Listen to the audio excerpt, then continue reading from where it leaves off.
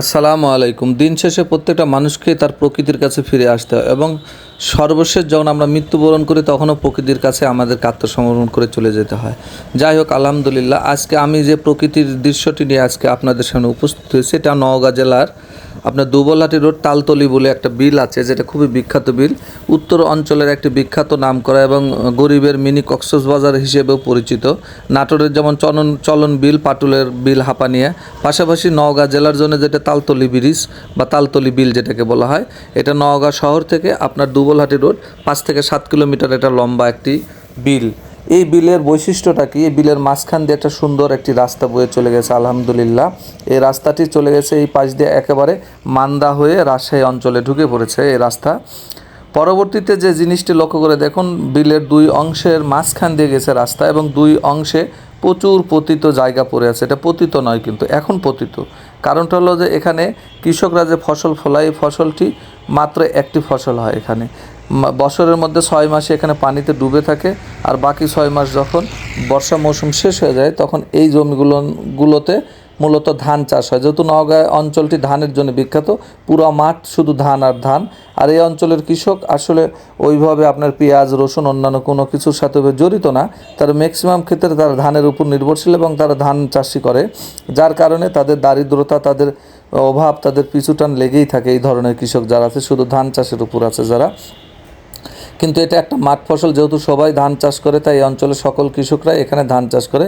হাজার হাজার লক্ষ হেক্টর বিঘা জমি এখানে পানিতে পড়ে থাকে, ডুবে থাকে বাকি 6 মাস, আর বাকি 6 মাস এই ধান চাষের আওতায় আসে। এবং বাদ বাকি যে গাড্ডিগুলো আছে এই রাস্তার দুই সাইড দিয়ে, গাড্ডি আমরা বলি, বা ছোট জলাশয় বা মাইটেল বা পুকুর বলা হয়, এটাতে প্রচুর পরিমাণে ন্যাচারাল প্রাকৃতিক যে মাছ, কই, কানস, শিং, মাগুর এগুলো সংরক্ষণ হয়। এই চাষিগুলো এখান থেকে এই মাছগুলো ধরা হয়। বর্ষার পরবর্তীতে যখন পানি নেমে যায়, এটা সেচ দেওয়ার পর এখান থেকে ভালো মাছ পাওয়া যায়। যে মাছগুলো আমাদের শহর বন্দরে, ঢাকা শহর সহ বাংলাদেশের বিভিন্ন অঞ্চলে যে মাছগুলো পাওয়া যায়, এই মাছগুলো এই প্রকৃতি থেকে আসে।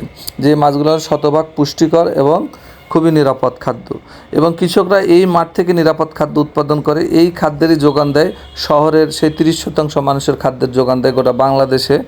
এই মাঠ থেকেই, এই ধরনের প্রত্যেকটা জেলায় এই ধরনের মাঠ আছে, সেই মাঠ থেকেই খাবারের যোগান আসে। সেই যোগানের পিছনের যে সবচেয়ে বড় পরিশ্রমী সেটা হলো কৃষক। কৃষকরা এখন মাঠে এই যে প্রচুর পরিমাণ কৈসারি বা বাতরাস যেটাকে বলা হয়, এটা মাঠে ভরে গেছে। এটা এখন পরিষ্কার করার পর এখানে ধান লাগানো মৌসুম শুরু হয়ে যাবে। এবং পানি যেটা সেচ দিছে, এই পানি থেকে আপনার এই যে খালের ভিতর যে মাছ আছে, মাছগুলো যখন ধরা হবে, পানি সেচ দেওয়া হবে, দেওয়ার পরে এই পানিগুলো আবার চলে যাবে ইরির জমি বা ধানের জমিতে দেওয়া হবে। এবং এখান থেকে যে মাছ পাওয়া যায়, সে মাছ বিক্রি করে তারা এখান থেকে আলহামদুলিল্লাহ কৃষি ফসলের চেয়ে 10 গুণ বেশি এখান থেকে মাছ পাওয়া যায়, এক বিঘা বা 10 কাঠার একটা থেকে মাছ থেকে। কারণ মাছের দামটা অনেক বেশি, যার কারণে এখানে মাছের জন্য যে প্রস্তুতি নেওয়া হয়ে থাকে, যার যার পুকুর আছে, যারা এটা লিজও দেয় এবং তারা নিজেরাও করে। এবং এই মাছগুলোই আমাদের শহর বন্দরে চলে আসে, আত্রাই থেকে শুরু করে, নওগাঁ থেকে শুরু করে। আত্রাই আড়ত আছে, নওগাঁ আড়ত আছে।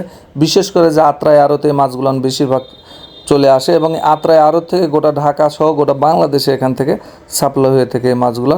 এখানে গুছি, শিং, মাগুর সব দেশি প্রজাতির মাছ। এবং এই প্রকৃতির লীলাভূমিতে মানুষ তার শান্তির জায়গা খুঁজে পায়।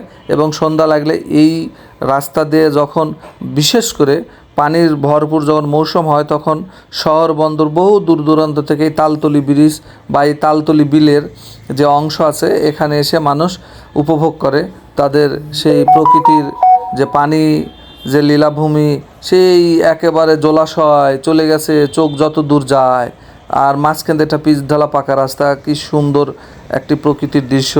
এটা যখন পানিতে ভরপুর হয়ে যায়, আমরা পানি আসার সময় আপনাদেরকে দেখাবো ইনশাল্লাহ। এটা শ্যালো মেশিন দিয়ে আপনার এই কুয়াগুলো ছেঁচা হচ্ছে, এখান থেকে মাছ ধরা হবে, এবং এই পানি দিয়ে আবার জমির জন্য জমিতে পানি দেওয়া হচ্ছে, এটাতে প্রস্তুতি চলছে। এবং এখানে একটি